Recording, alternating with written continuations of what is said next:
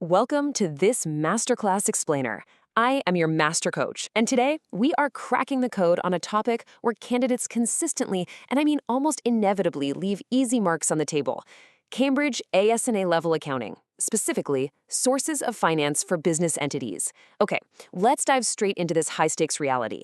Imagine you're walking out of the exam hall. You feel absolutely great. You memorized all your formulas, you knew the textbook definitions backward and forward, but when results day comes around, no way. You miss the top grade. Why does this happen? Today, we are transforming this explainer into your ultimate insider's guide. We are taking a look straight from the principal examiner's grading desk to ensure you secure every single mark you deserve. We're going to deconstruct complex questions, master your time allocation, and deploy critical thinking strategies that actually work under pressure. So, we really have to ask ourselves this critical question. Why do incredibly smart, well-prepared students lose easy marks on sources of finance? Look, it's almost never a lack of studying. The reality is that Cambridge exams are highly strategic. The examiners aren't just looking for a brain dump of what you know, they are rigorously testing exactly how you apply, structure, and evaluate that knowledge when the clock is ticking. When you see a massive high tariff question, those scary 9 to 15 mark essay questions, it's a completely different ballgame. Today, we are looking at the exact data from examiner reports to reverse engineer a perfect full mark response. Let's look at the top 3 painful, unforced errors candidates make year after year. First, answers are simply too vague. Saying a business should get a bank loan is nowhere near enough. Examiners demand specific details. This really comes down to understanding the anatomy of command words. There is a massive fundamental difference between analyze and evaluate. Analyze means you take the data apart, you show how a bank loan impacts the gearing ratio. But evaluate, that means weighing that impact against an alternative, like a rights issue, and making a judgment. Similarly, explain just once the how and why, whereas to what extent demands you explore the limitations of your own argument. Second warning, incorrect format and poor presentation. Accounting is a professional discipline, guys. Sloppy work bleeds marks. Finally, the big one. Responses are not applied to the specific context given. If the prompt gives you hidden constraints about a tech startup with volatile cash flows, your answer absolutely cannot be a generic textbook copy-paste about a stable manufacturing plant. We are going to permanently fix all 3 of these today.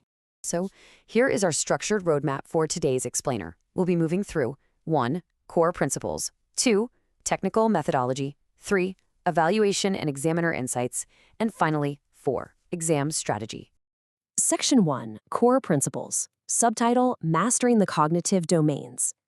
As you'll see, Cambridge requires far more than just basic accounting knowledge. To really demonstrate this, I want to bring you into a digital study suite conversation I recently had with 2 of my top scholars. Let's call them Alex and Sam. So Alex is highly technical. Alex excels at formulas, memorizes facts perfectly, but struggles hard with open-ended evaluation. Sam is the total opposite, a super creative thinker, strong at building arguments, but struggles with structural precision and timing. We were looking at the 3 Cambridge assessment objectives. First, AO1, knowledge and understanding. Alex loved this. Coach, Alex said, I just need to write down the definitions of equity and debt, right? But Sam interjected, no, that's just baseline. We need AO2 analysis. We have to systematically connect the data. And then I had to step in and push them to the holy grail, AO3, evaluation. I told them, guys, successful candidates don't just sit in AO1.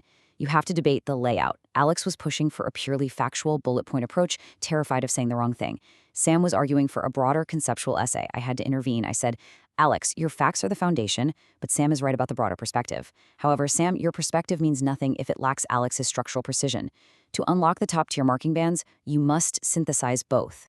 The crucial takeaway from their debate is exactly what's on screen here. Analytical depth is prioritized over superficial breadth. During our session, Alex kept trying to list every single source of finance imaginable. I literally had to say, actually, scratch that. Stop listing. The syllabus is explicit. Top-performing students exhibit connected conceptual understanding that is fully transferable to unfamiliar contexts. I told Alex and Sam, examiners would much rather read 2 deeply analyzed, vigorously defended points about a specific source of finance than a superficial list of 6 bullet points. Quality and context beat quantity every single time. Section 2, Technical Methodology. The Method Mark Strategy.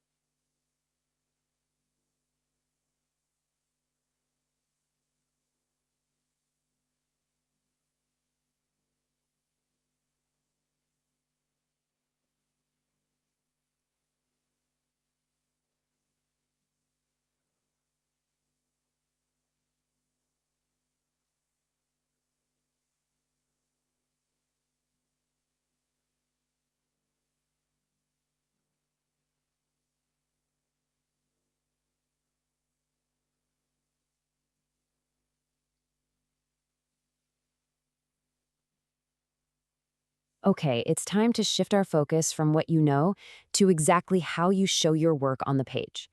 But before we get into the heavy procedural framework, right before we tackle the absolute hardest part of this problem, I need to pause our session for a quick second.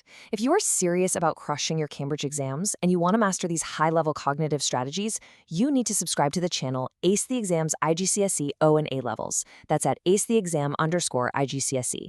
Hit that subscribe button right now and make sure you enable all notifications so you literally never miss a weekly Cambridge breakthrough strategy. Okay, let's get back to Alex and Sam. They were actively drafting a model response for a 12-mark question, paragraph by paragraph, right on the screen. And they hit a massive roadblock regarding timing and paragraph linking. They were obsessing over getting the final calculation perfectly right, terrified of losing final answer marks. I told them, look at the table. Final answer marks can be lost with one tiny math error. But method marks? You get those for showing the logical, step-by-step process. Even if your final math is totally flawed, showing your methodological work acts as an insurance policy. It's literally free marks.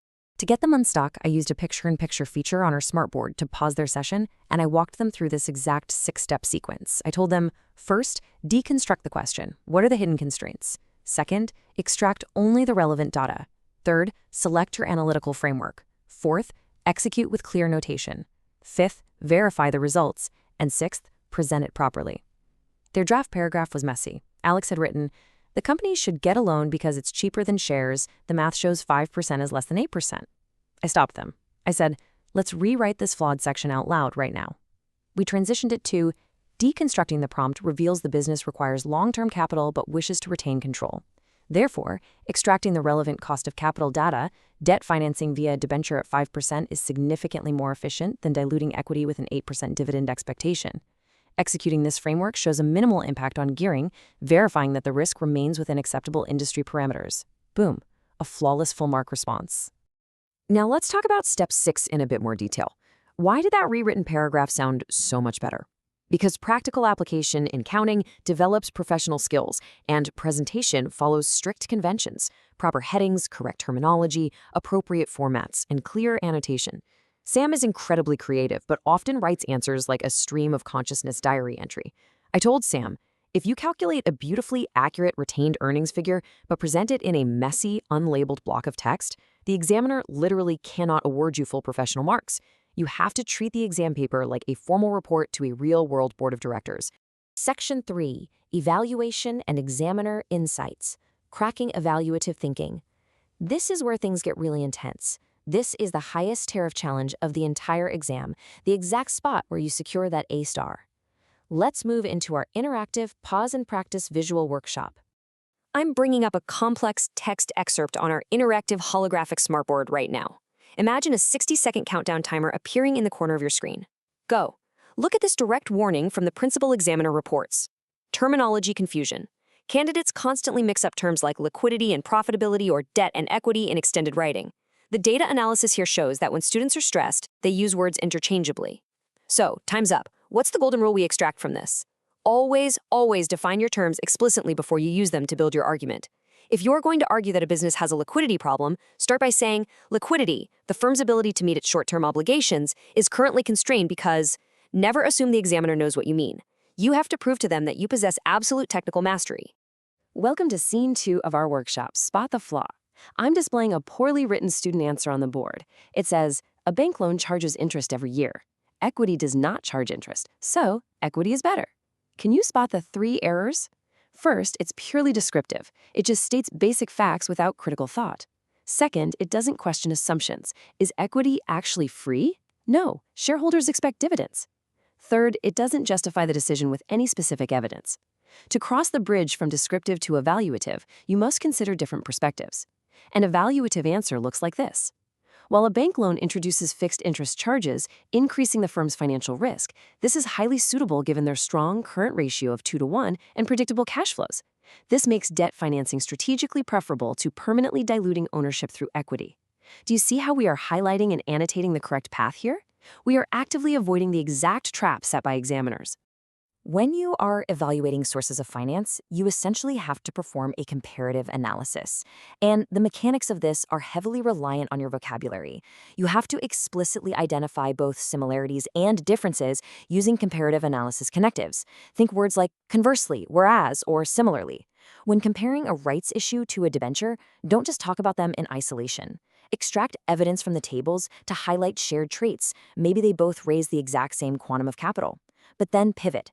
Contrast the alternatives by highlighting diverging data, like the impact on gearing, and draw a hard conclusion on relative importance. So, summarizing the ultimate problem-solving sequence for these high-tariff questions, it all boils down to a deconstruct, solve, and evaluate loop. Identify the given information, break it into logical steps, solve it systematically, check for reasonableness. Does your answer actually make real-world sense? And finally, step 5, make justified recommendations. If the examiner asks for a recommendation, you absolutely must take a side and back it up with empirical data. Fence-sitting will destroy your evaluation marks. Section 4, Exam Strategy, your final checklist. We are in the home stretch of this masterclass. Let's synthesize everything we've learned today into actionable takeaways. Let's bring back this powerful quote from the syllabus. Top-performing students exhibit connected, conceptual understanding transferable to unfamiliar contexts. At the end of our Digital Study Suite session, Alex and Sam shared their personal breakthroughs. Alex, the technical whiz, finally realized, okay, memorization alone won't suffice. I can't just plug and play formulas. I have to mold the theory to fit the specific, unfamiliar business scenario printed on the page. And Sam, the creative debater, realized I can have the best argument in the world, but if I don't anchor it with hard data and a balanced paragraph structure, the examiner won't give me the marks. They both finally understood that context is everything. So, to synthesize this entire masterclass, I am giving you 3 core, memorable pillars. First, the 3-step question scan. Always isolate the command word, the required content, and the hidden constraints. Second, the paragraph balance formula. Mix AO1 facts, AO2 data analysis, and AO3 evaluation in every single major paragraph. And finally, the last 5 minutes review checklist, which is on your screen right now. In those final frantic minutes, ask yourself, are my terms defined? Is the presentation formatted with proper headings? Are assumptions actively questioned? Is hard numerical evidence used to support recommendations? And crucially, is the answer unequivocally applied to the specific context given? Check those 5 boxes and you are golden. Which leaves us with one final provocative question. When you sit down for your next past paper practice session, will your response just be a passive descriptive list of textbook facts? Or will you step into the mind of the examiner, deploy the method mark strategy, and evaluate to conquer? Crushing Cambridge exams requires absolute, consistent strategy. You have the playbook now. If you want to keep mastering these techniques, you must hit that subscribe button for Ace the Exam's IGCSE O&A levels at acetheexam_IGCSE. Turn on the notification bell so you are the first to get our future exam hacks. And right now, leave a comment down below with your exact target grade. Put it out into the universe and commit to it. Thank you for joining me in this explainer. Keep analyzing, and I will see you in the next masterclass.